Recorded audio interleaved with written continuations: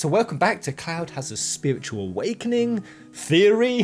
This is part 2. If you haven't seen part 1, go check it out, because continuing the story over here. So in the last part of the video, I spoke about Mitote, the ancient Toltec belief that we are all in a dream world. Everything is an illusion, and this dream state is not akin to, say, like the Matrix, that reality isn't actually real and we're actually in a simulation. This illusion of Mitote, this was because of the agreements we make with ourselves, and that there were 4 core. In fact, I'll leave a book to this. It's called The 4 Agreements. And I can't recommend this book enough, guys. This can truly help some people out, I believe, in creating 4 strong agreements that with it, we can all move closer to freeing ourselves from the illusions of who we think we are. The kind of ones that have been holding us back, that make us feel disconnected and disingenuous, and also just damn confused whenever a decision happens in any of our lives. And we find ourselves going into these muddled states of reflective thinking and confusion, or we make bad choices that we know we shouldn't have made. These are because of these subtle agreements, these channels that we have funneled energy through previously, and just like all energy, it always tries to take the quickest, easiest routes. And with the routes we've taken before, that is what pushes us into making them again, making the same kind of mistakes again. In fact, Mitote describes it as a huge marketplace where thousands of people are talking all at the same time and nobody understands each other. And in Cloud's cases, these voices are literal. You know, we actually see scenes of Cloud having people speak into his mind to the point where he kind of knows that those voices are there, whether or not the Cloud wants to acknowledge it. And I almost feel like that's kind of a nice thing for Cloud, that he knows about those voices, or that they're more obvious than what all of us have in the real world, because they're not obvious. And we listen to them on default and we don't even know when they're there, but ultimately they do rob us all of our freedom. They do. We all think we are free, but the truth is we are all chained to something, and that something is draining our ability to experience the present moment. So how can we be free of this? This identity labyrinth that ties us to limiting conditions? I'd say it's not that different to Cloud. Awareness. Both awareness and subscribing to a principle higher than one's own self. I strongly believe that, guys, and that's how Cloud does this, as well as, of course, subscribing to this channel, obviously.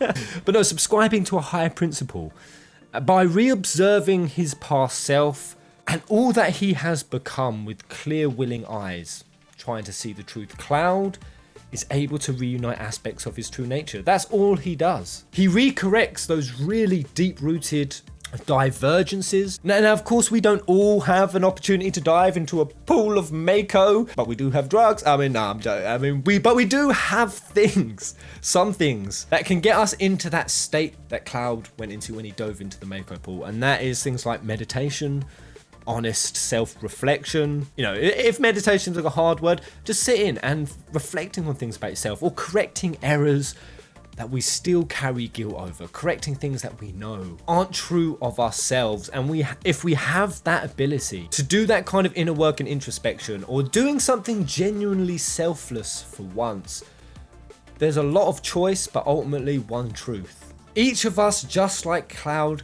can bring ourselves back to a state of wholeness. And though it's going to take some pretty gnarly fighting of the ego to get there, you know, the final boss type of ego to keep at it, and I almost see like the Cloud Sephiroth fight as Cloud's final battle with his illusionary self, with his identity. Sephiroth represents that because, no, as he confronts Sephiroth, who is the figure largely responsible with casting doubt and confusion into Cloud as a person, as he confronts Sephiroth in the Northern Crate during the final fight, isn't it funny, peculiar how he then starts to see this light, this holy light? In FF7's case, he's talking about holy.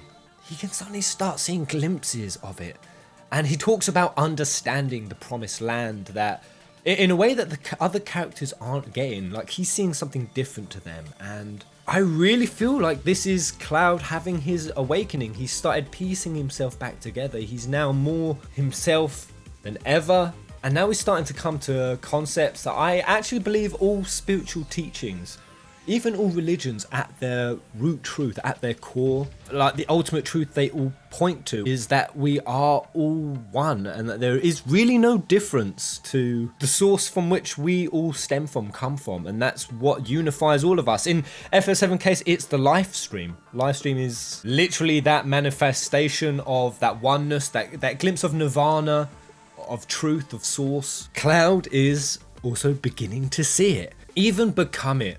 The tormenting ego that is Sephiroth, of course, he doesn't like this, and just like the ego will always do when someone is finally starting to come out of the cave, is it starts to fight. It knows its time is nigh, and it has a last desperate attempt to fight back. But in winning, in Cloud winning against Sephiroth and defeating it, Cloud ultimately transforms. He becomes free.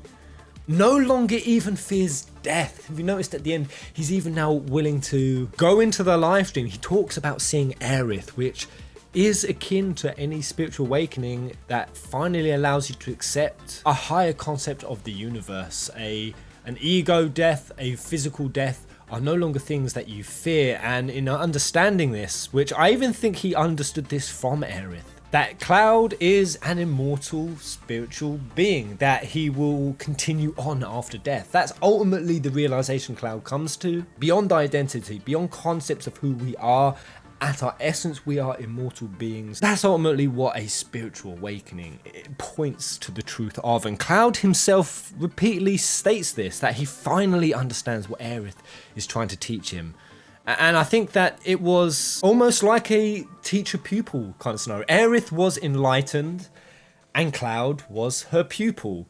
And just like any enlightened teacher, they will never just expressly state the outright truth before the person's mind is able to understand it. They will always do it in a far more subtle path than that, and drop in concepts, ideas. Even some philosophies have done like riddles, like they called them koans, which were very ambiguous kind of poems and riddles that the pupil would have to solve. And how often do we see Aerith speak to Cloud in this kind of ambiguous double language, but one that we ultimately always sense is there for Cloud's growth as an individual. Even her final words in the forest was ultimately encouraging Cloud to look after himself, to work on himself, so that he wouldn't have a breakdown. And during somebody's transition out of the egoic identity structure, it is a very delicate period. It's not easy at all, and it's almost a fertile place for what would seem like existential crisis, mental breakdowns.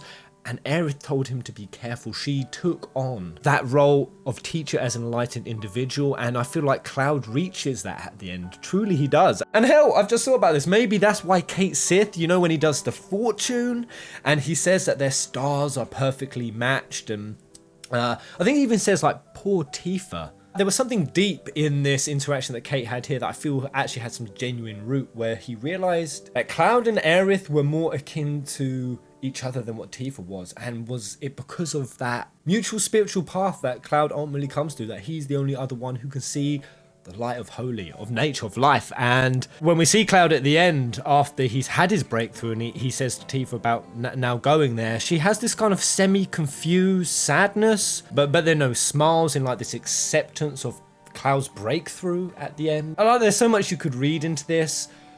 But maybe there was a hint of sadness because Cloud has now reached a level of understanding and insight that she hasn't yet, and that Tifa is still on her own path to understanding what Cloud has realized. I know so many couples that one starts awakening into their truer selves quite subtly and dramatically at times, that it can cause rifts between partners, people who love each other, or just cause a bridge that can seem like a disconnect at times. And maybe we have this here, but either way, I love the idea of this theory because it adds so many layers, if not the deepest layer of beauty that any of us could hope to take away from Cloud's arc, and that is of who we are, where we're going, and that no matter how many masks, personas, or how dark or tortured your past is, you are not your past. That no matter how fractured or confused your mind is, you are not your mind. You are simply the universe expressing itself in a particular section of space-time that makes your whole experience seem very individual and alone, but don't let that section deceive you that it is your entirety, that your mind and who you think you are. You can turn that into a prison in which you idly sit. Ultimately, Cloud frees themselves from the illusions of Maya, from the dream of Mitote, and in doing so, he is able to see the light, and I would call that an awakening if ever I have seen one. But before I leave this video off, there's also something a bit random but kind of relevant I want to throw in. Because when it comes to spirituality, besides just say like the Toltecs or the ancient Vedics, Hinduism, Taoism, so many different schools of thought have pointed quite complexly into these discussions of identity that mirror in Cloud's story so remarkably accurately that, no, I wonder whether Square Enix did this intentionally or how much was intentional. But one other cool ancient civilization that really dove into this kind of awakening type philosophy, those were the ancient Egyptians. They were also very embedded with spiritual sciences, even a merge of the two, where things like the pyramids and even like third eye consciousness, which was represented with the eye of Horus or the Kundalini spiritual energy, the serpent energy, that we'd see in things like the crowns and whatnot. This was all about opening the highest self in an individual, having the power of insight and deeper intuition with one's own inner world, and raising a person's frequency, their energy, their joy levels up through being authentically, organically who they are. Ancient Egyptians were all into this, and I don't know if Square incorporated the ancient Egyptians intentionally, but I found it quite interesting how you notice the mural room in the Temple of the Ancients. Look at it. It's styled just like ancient Egyptian murals. And it made me grin because while they showed this, they're showing it as the meteor is coming down. What I found really cool is I found out the Egyptians used to hunt down meteorites that came to Earth. And this was no small task. Quite extensively, they would hunt them down where they'd landed on Earth with the specific purpose of making highly spiritual and significant items out of the rare extraterrestrial materials that they were able to accumulate. In fact, Tutankhamun's dagger is a very famous example, and that was actually made out of meteorite, iron. And there were quite a few others of these. In fact, they found up to 19 of these type of daggers made out of meteorite. And they actually found out the Egyptians used to use this for a ritual called opening of the mouth. Now, what was this ritual for? Well, just like the ultimate conclusion of Cloud awakening to what the life stream is and the promised land, this ceremony also used to be used for the benefit of the deceased to enable them into the afterlife. When we put all that together, so Cloud accepting his immortal nature in the life stream, taught to him by Aerith of Meteor, being depicted on ancient Egyptians who used to make meteorite daggers. All that's happening during a scene where Sephiroth is also explaining his plan to absorb every soul into himself upon death, to become a god. So even more afterlife consciousness type thing is happening at this scene. So intentional or not, how cool is that? But I hope this video made sense on why I think Cloud has a profoundly deep spiritual awakening.